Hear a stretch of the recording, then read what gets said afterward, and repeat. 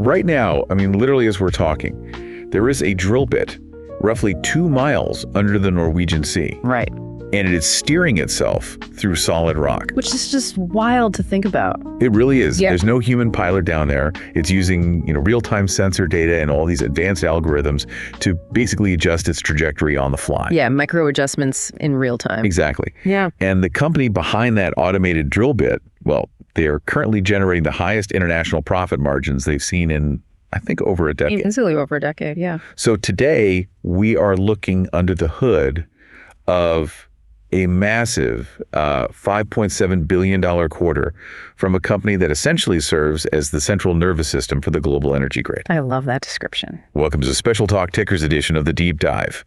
This is where we take those dense corporate earnings calls, strip out all the corporate fluff, and translate the actual data into, plain language, actionable insights for you, the retail investor. It's great to be here. And honestly, that Norwegian Sea example you just gave, that is the absolute perfect place to start. Because it breaks the stereotype, right? Completely. I mean, oilfield services is a sector that is just completely misunderstood by the broader market. People hear the name Halliburton.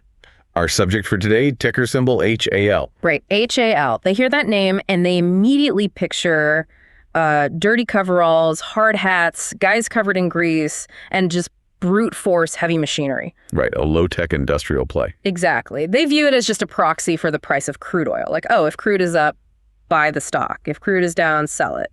But we've been poring over the transcript of Halliburton's Q2 2026 earnings call, and the reality is far more complex than that. I mean, we are looking at a highly sophisticated, technology-driven enterprise here. Oh, absolutely. And to really understand the numbers they just posted, you have to look at the macro environment first. Right, setting the stage. Yeah.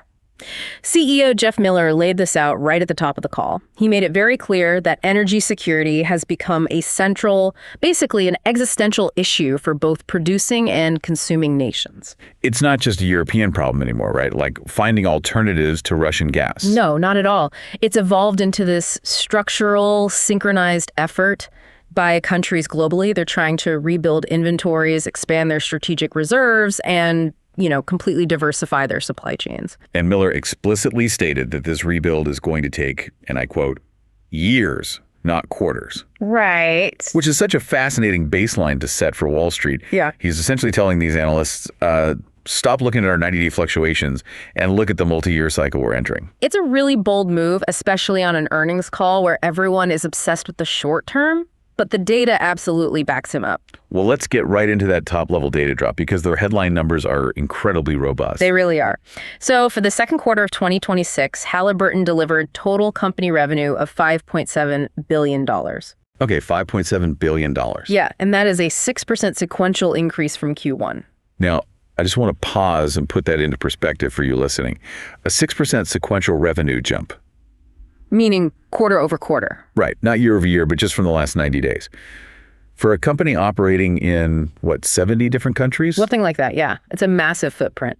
That is a massive logistical flex. It basically means almost every single division globally was firing on all cylinders at the exact same time. It really is impressive. And, the profitability of that revenue is what really stands out here.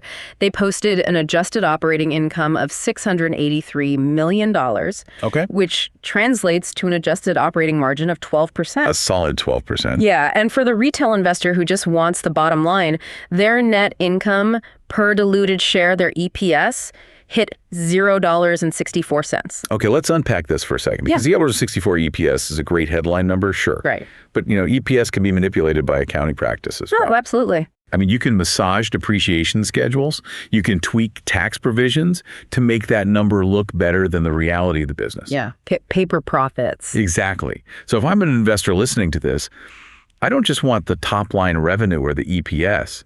I want to know about the actual cash moving through the business. Show me the liquidity. Well, then you have to look at the free cash flow. And honestly, this is where Halliburton absolutely shined this quarter. Yeah, CFO Eric Correa had some big numbers here. He did. He reported that they generated $824 million of cash flow from operations. Wow. Right?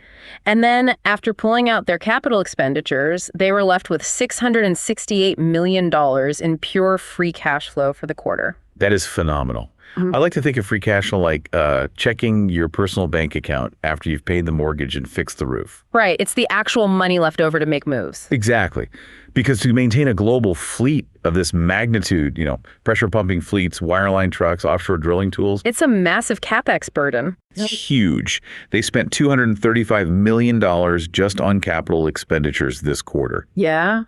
So to clear that $235 million hurdle and still walk away with $668 million in unencumbered cash, that proves they aren't just taking on revenue for the sake of market share. No, they are taking on highly profitable contracts. Exactly. And what are they doing with that cash? They are aggressively returning it to shareholders. Management reported repurchasing approximately $200 million of their common stock during the quarter.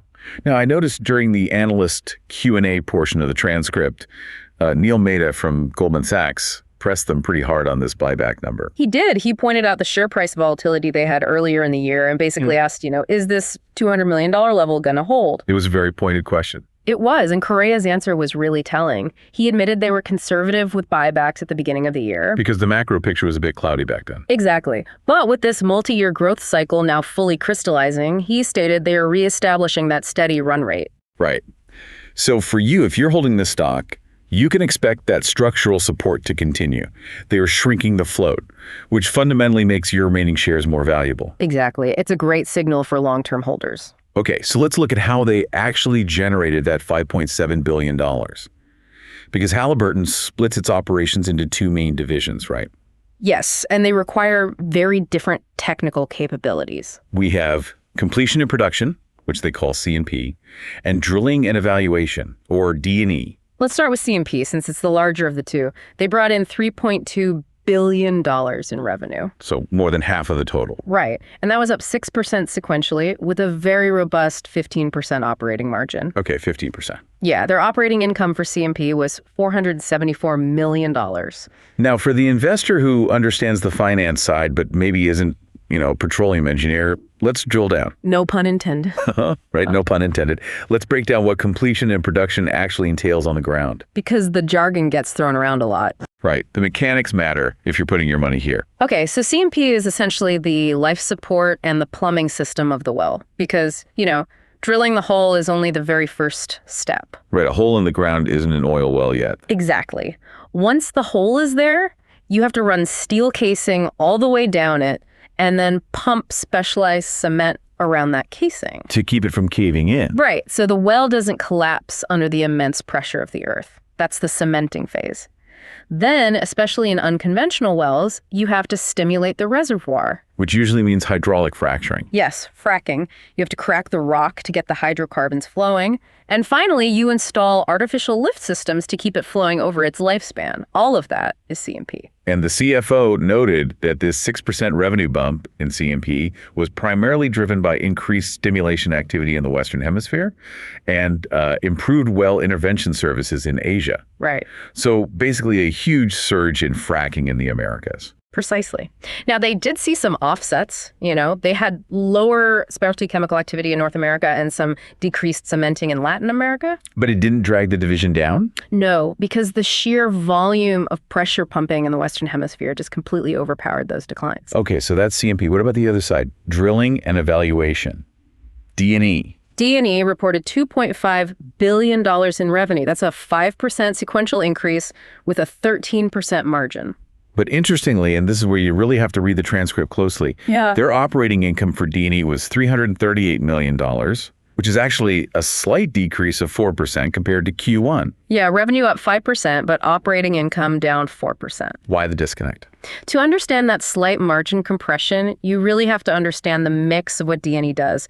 If C&P is the plumbing, D&E is the expedition team. I like that. The expedition team. Yeah, they map the subsurface with seismic data. They provide the highly engineered drilling fluids. The mud. Right, the mud that cools the drill bit and carries rock cuttings up to the surface. And they also run wireline logs. Okay, let's pause on wireline for a second, because I think a lot of people outside the industry don't know what that is. When I first heard it, it sounded like, running internet cable or something. Right. But it's actually a vital diagnostic tool. They literally lower an instrument package on a specialized wire all the way down the newly drilled hole. Like a probe.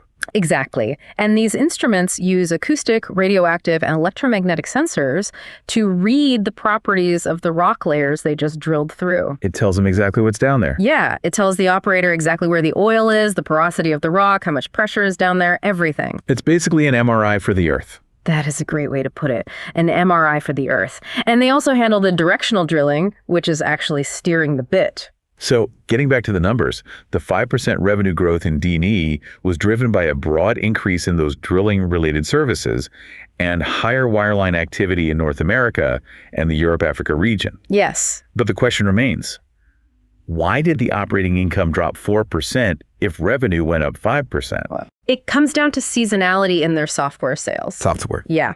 Halliburton has a massive software division called Landmark, which we're going to discuss more later. But software has incredibly high margins. Right, because once the R&D is done, it's almost pure profit. Exactly. So when software sales roll off seasonally in Q2 compared to Q1, it drags the overall margin percentage for the division down slightly, even though the physical, the actual drilling activity was booming. Which perfectly illustrates why you cannot just read the headline revenue number. The specific mix of services they provide completely dictates the actual profitability. Absolutely. And that, honestly, is the perfect transition to the real story of this earnings call. Right, the story behind the numbers. Yeah. Because while the aggregate numbers are strong, the geographical breakdown is where this whole multi-year thesis really takes shape. Yes. The international growth engine. I mean, this was the defining narrative of the entire transcript.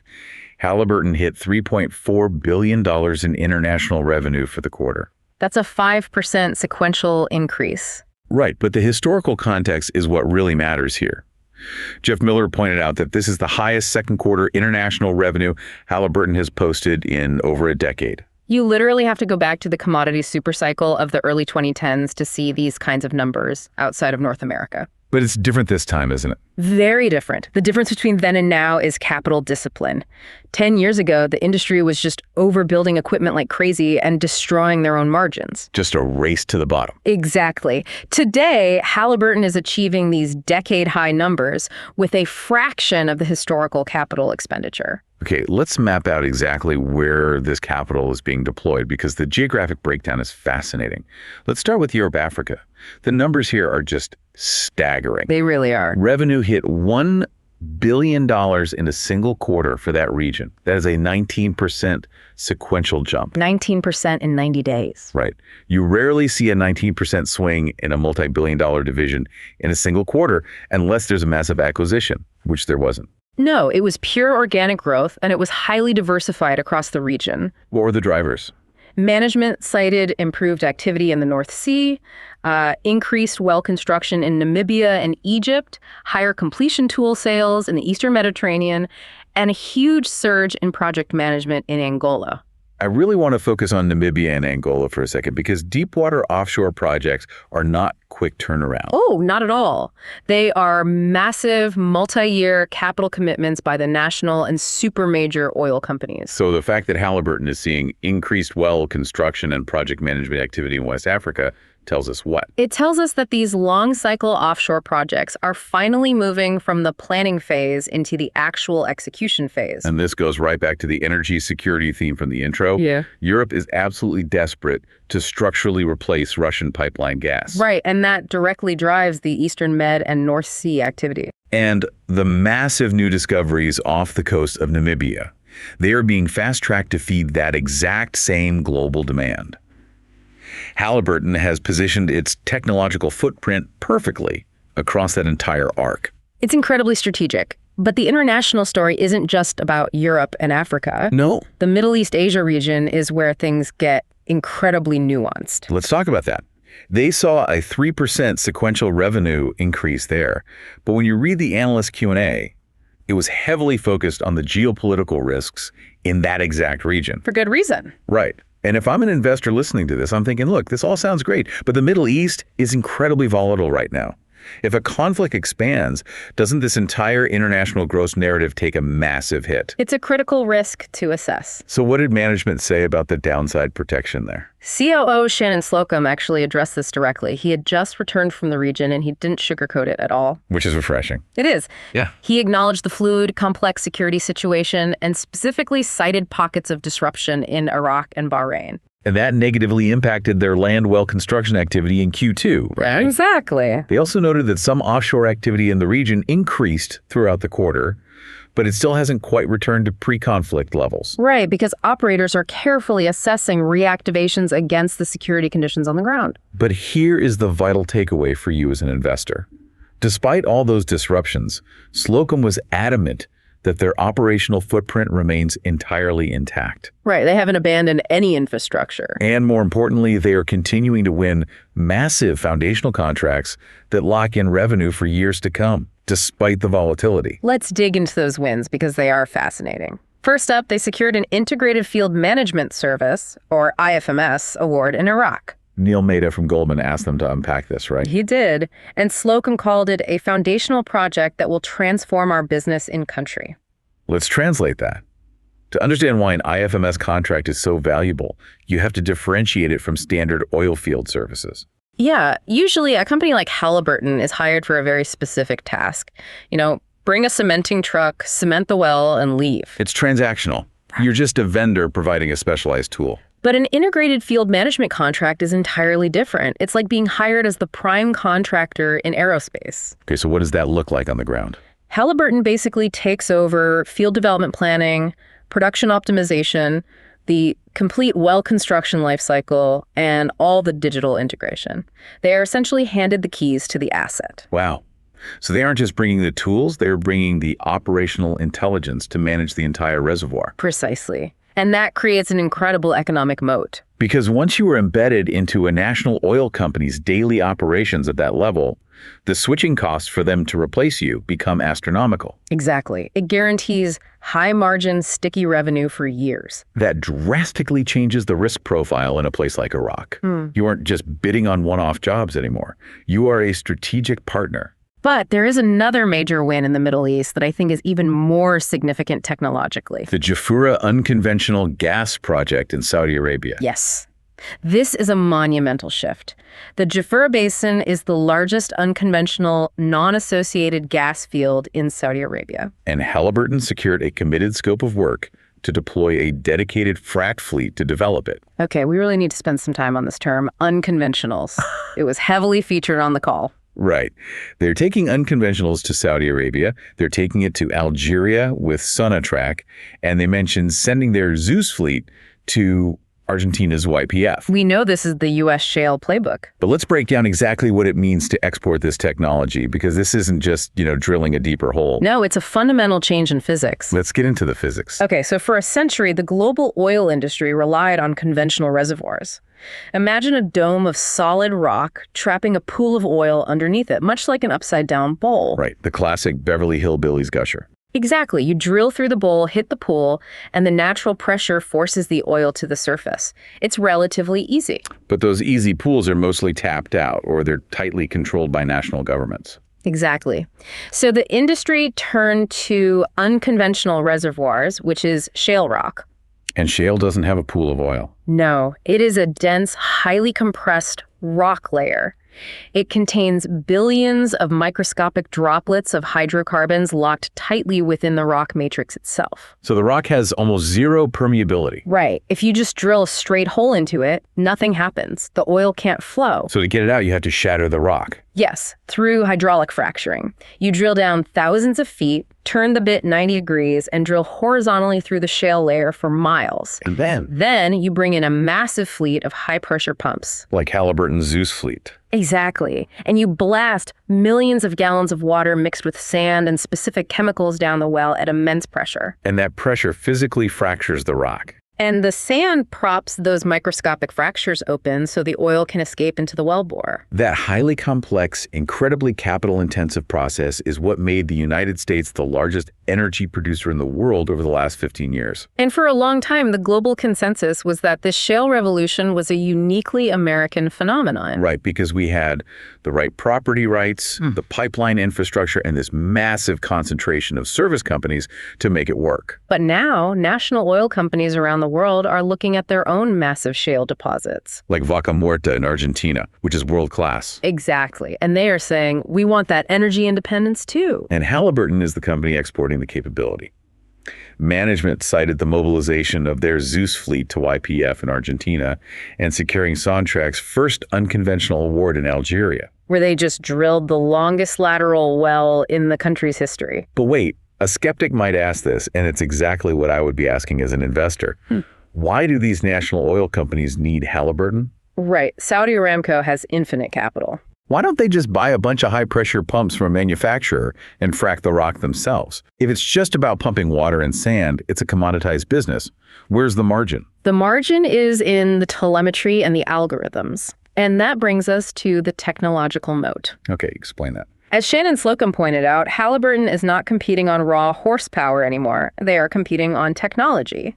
On the call, they highlighted a specific deployment called Zeus IQ for their fracking operations. Let's dive into Zeus IQ. What does it actually do? Well, in the early days of U.S. shale, fracking was largely a brute force exercise. You pumped the water and sand, watched the surface pressure gauges, and just hoped the rock was breaking evenly downhole. But you were basically flying blind. Very much so. A very expensive guessing game. So how does Zeus IQ change that? It brings near-well and cross-well subsurface measurements directly into the operation in real time. Okay, what does that mean practically? It uses advanced acoustic sensors, fiber optics, and pressure diagnostics to literally map the fractures as they are being created miles underground. So instead of guessing, the operator can see exactly how the rock is responding on a screen. Yes, they can see if the fractures are growing symmetrically, if they're hitting a fault line, or if they're interfering with a neighboring well. And because they have that data in real time, they can adjust the treatment on the fly, they can change the pump rate, alter the sand concentration, or modify the chemical mix well by well, or even fracture by fracture. And the economic impact of that is massive for the client, right? Yeah. Because better fracture placement means you extract significantly more oil from the exact same well. You waste less water, you waste less sand, and the well produces higher volumes for a longer period. Which is exactly why Saudi Aramco and Sonatrach are hiring Halliburton. They aren't buying pumps, they're buying the operational intelligence to guarantee the well produces. Exactly. Okay, so that's the completion side of the tech moat. Now let's talk about the drilling side, because they also highlighted Logic's closed-loop drilling. Which ties right back to our opening hook about the autonomous drill bit in the Norwegian Sea. This is one of the most exciting developments in the sector, in my opinion. It really is. To understand closed loop, you first have to understand the legacy open loop system. Okay, give us a breakdown. Historically, when you're directional drilling, you have sensors behind the drill bit sending data pulses up to the surface through the drilling mud. Right. A human engineer looks at that data on a screen, analyzes the formation, and decides to steer the bit up, down, left, or right to stay within the optimal pay zone of the reservoir. Then the engineer types a command into a computer, which sends a signal back down the well to adjust the steering mechanism. Exactly. That is an open loop, but it has massive latency. By the time the data reaches the surface, the human analyzes it, and the command reaches the bit. The bit has already drilled another 30 or 40 feet. Right. If the rock formation dipped unexpectedly, you might have drilled out of the reservoir entirely before you could correct the trajectory. It's like trying to drive a car while looking through a camera that has a 5-second delay. You're going to crash. Which brings us to the Logic's closed-loop platform. It completely eliminates the surface latency. Ow. The platform takes the real-time sensor data, the gamma ray readings, the resistivity, the vibration metrics, and uses localized algorithms right at the tool level to automatically adjust the steering parameters downhole instantly. So the tool is making micro corrections in real time, exactly like the lane assist on a modern car, but 2 miles underground. And the results are undeniable. Slocum noted they used this closed-loop system to drill back-to-back record wells for Aker BP in Norway this quarter. Because when a machine handles the microsteering, you get a smoother wellbore. A smoother wellbore means less friction when you are running casing later. It means you stay exactly in the most productive part of the reservoir for a longer distance. It translates directly to faster drilling times and better production. And they are aggressively expanding this capability. They discussed the recent acquisition of a company called Sakcol, which specializes in advanced directional drilling technology. Right. Management noted that Sakcol is now fully integrated into the Logic's platform. The integration of Sakcol is a huge multiplier here. By merging Sakcol's highly maneuverable hardware with Halliburton's automated software, they have created a massive runway to scale closed-loop drilling globally. This is especially critical in offshore environments, right? Yeah. Like the North Sea or deepwater Angola. Oh, absolutely, because a drilling rig there can cost $500,000 a day. $500,000 a day just to rent the rig. Yeah. So if Halliburton's automated system can shave 3 days off a drilling program by eliminating human latency, the economic value to the customer is immense. Okay, so synthesizing everything so far. We have decade-high international revenue. We have the highly technical U.S. shale playbook being successfully exported globally. And we have the rapid deployment of autonomous drilling technology. The trailing 90-day story is undeniably strong. It is. But as we always say, the stock market is a forward-looking mechanism. An investor doesn't buy a stock for what it just did. They buy it for what it's about to do. Which brings us to management guidance. Section 3. And this is where things get really fascinating. Because if you just glance at the raw numbers provided for the third quarter, it looks completely counterintuitive. It looks like a paradox. Let's lay out exactly what CFO Eric Correa guided for Q3. For the completion and production division, C&P, they anticipate sequential revenue to be flat to down 2%. Right. For drilling and evaluation, D&E, they expect sequential revenue to be down 3% to 5%. Okay, stop right there. Yeah, if I'm an analyst on this call, I'm thinking, wait a minute. You just spent 30 minutes bragging about your multi-year international growth cycle, your record offshore wins, your IFMS contracts, and now you're telling me your top-line revenue is going to shrink across the board next quarter. It sounds alarming until you hear the second half of the guidance. Right. Because in the exact same breath, Korea guided for margins to expand in both divisions. Yes. They expect C&P margins to increase by 125 to 175 basis points and D&E margins to improve by 25 to 75 basis points. Now, a quick plain language translation for you listening. Yeah. A basis point is 1/100th of a percentage point. So 100 basis points equals 1%. Right. So they are guiding for C&P margins to jump by roughly 1.25% to 1.75%. Which is a significant leap for a massive industrial business in a single quarter. But the paradox remains. How do you make a higher percentage of profit while simultaneously bringing in fewer total dollars? Management used the term mix shift to explain it, and we really need to dissect what that means structurally for Halliburton. Let's break it down by division, starting with C&P. Why is revenue dropping but margins expanding? It has to do with an asset sale. In May, right in the middle of Q2, Halliburton completed the divestment of their specialty chemical business. Okay. Now, the chemical business generated decent top-line revenue, but structurally, it operated at a lower profit margin than their core fracturing and cementing services. Okay, I see where this is going. By selling off that business, Halliburton completely removes that lower margin revenue stream from their Q3 books. So the total pool of dollars shrinks, but the average profitability of the dollars remaining in the pool goes up. Exactly. They are shedding a lower tier asset to concentrate entirely on their highest return services. So the revenue drop in C&P isn't a sign of slowing demand. It's a manufactured drop caused by cleaning up their portfolio. That makes total sense. Now, what about the D&E side? Why is that revenue dropping 3% to 5% while margins improve 25 to 75 basis points? That is driven by a seasonal mix shift within the division's service lines. The CFO explained that in Q3, they typically see a drop in revenue from their drilling fluids testing business, particularly in the Gulf of Mexico and certain parts of Europe. Drilling fluids, the mud they pump down the hole to keep it cool and stable. Right. It is an absolutely essential service, but it is heavy, logistics intensive, and inherently lower margin compared to the technology side of the business. So that rolls off a bit in Q3. And what replaces that fluid revenue to boost the overall margin? Back to software. Saurabh Pant from Bank of America specifically probed on this during the Q&A. Halliburton has a massive digital architecture division called Landmark. And what does Landmark do? This encompasses their AI initiatives, open architecture data management, and seismic imaging software. Software, unlike physical drilling fluids, has virtually zero marginal cost of reproduction. Right. Once the algorithm is written, selling a license to the 10th customer or the 1,000th customer costs you almost nothing in overhead. It is almost pure profit.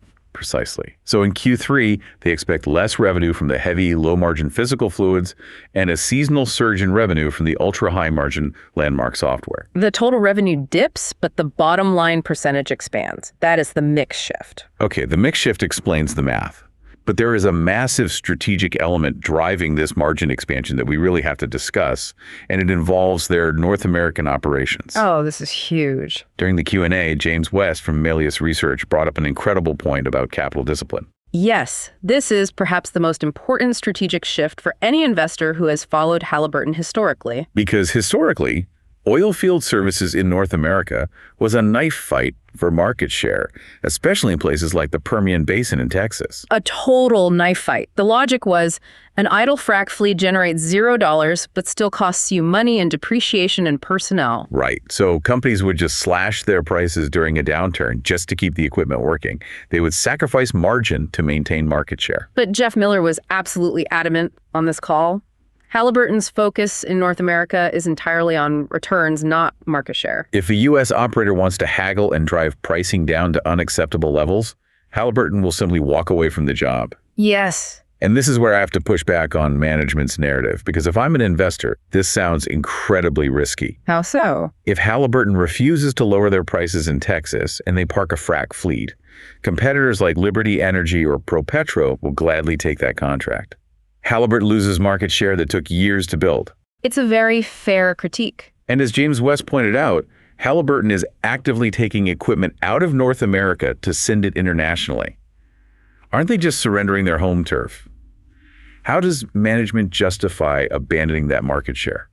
They justify it because they do not view the U.S. shale market as a growth engine anymore. Really? Yeah, they view it as a mature cash flow harvesting machine. Explain that. U.S. shale has consolidated. The operators prioritize returning cash to their shareholders over massive production growth. Drilling activity in the U.S. has plateaued. So if Halliburton fights a price war in a plateaued market, it's just a race to the bottom. Exactly. Instead, as Shannon Slocum explained, their ability to redeploy that equipment internationally sets an incredibly high floor for their North American pricing. So they're using the international demand as a bargaining chip against domestic clients. Exactly. If a client in West Texas won't pay their premium rate, Halliburton literally puts the pumps on a ship and sends them to Argentina or the UAE, where they can secure long-term, multi-year contracts with significantly better structural margins. They aren't abandoning their home turf. They are optimizing their global fleet for maximum return on invested capital. But wait, moving a fleet from Texas to Algeria takes months. You have to clean it, ship it, navigate customs, and set it up. True. During that transit time, the equipment is earning zero revenue. That is a massive hit to cash flow. It is a short-term hit for a long-term structural gain. And the analysts actually recognize this. They do. Yeah, Doug Becker from Capital One asked a fantastic question about the long-term payoff.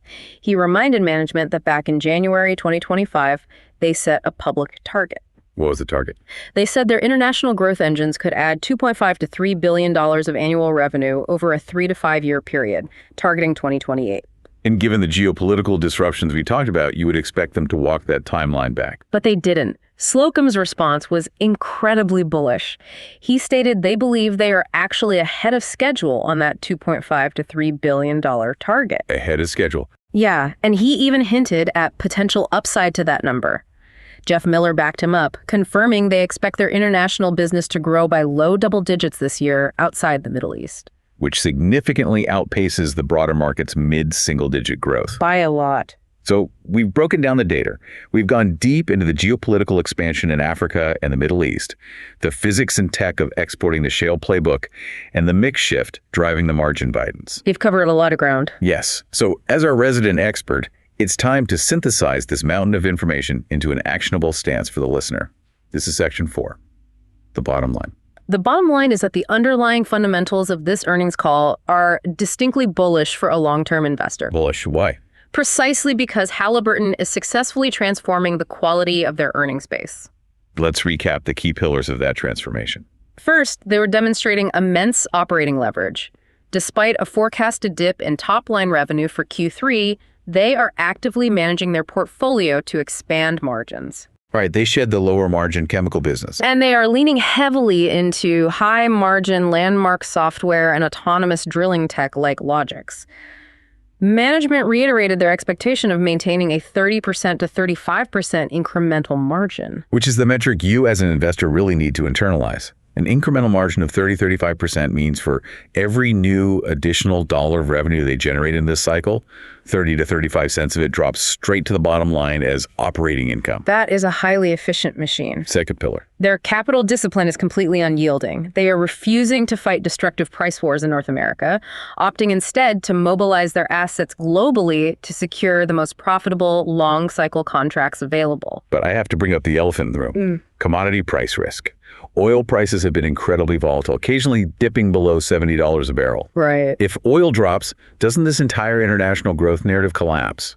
If I'm holding the stock, how protected am I against a localized crash in crude? That is the beauty of their current geographic and contractual mix.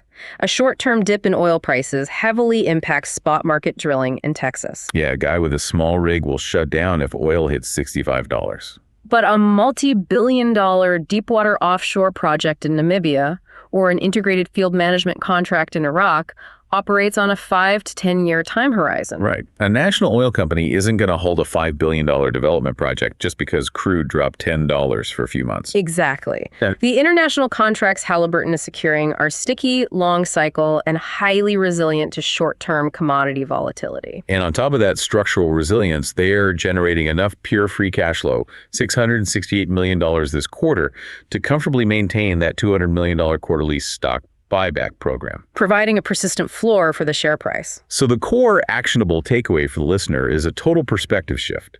The market has historically treated Halliburton as nothing more than a proxy for the U.S. land rig count. And this transcript proves that thesis is entirely outdated. Halliburton is no longer tethered solely to the boom and bust cycle of the Permian Basin. If you are looking for a stock that provides exposure to international energy development, the commercialization of deepwater discoveries, and the global adoption of AI and automated drilling technology, then this earnings call proves management is executing exactly that playbook. They are successfully trading low-quality domestic revenue for high-quality, long-cycle international revenue.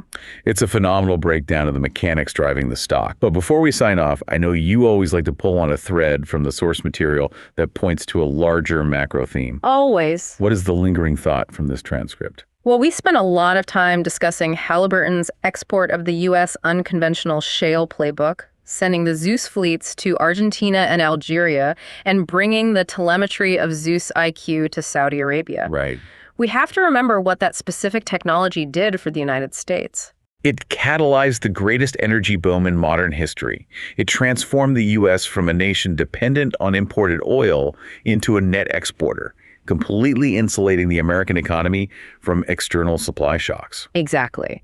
It fundamentally altered the geopolitical balance of power in favor of the United States. So where does that lead us? The provocative question this earnings call raises is this.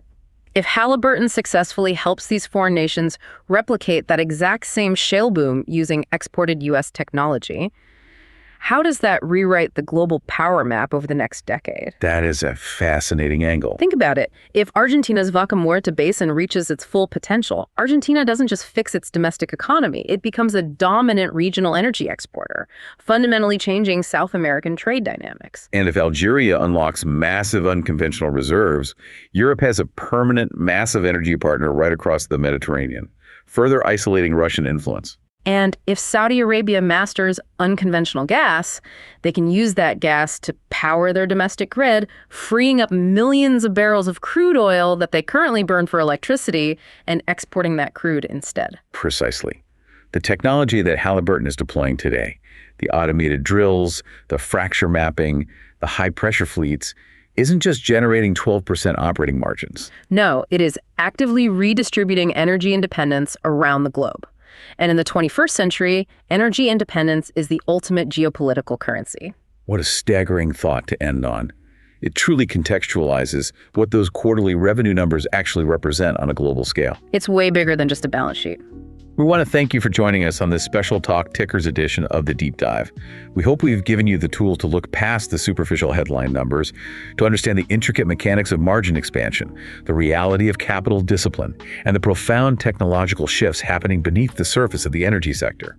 Keep questioning the consensus, keep digging into the real story behind the numbers, and as always, happy investing.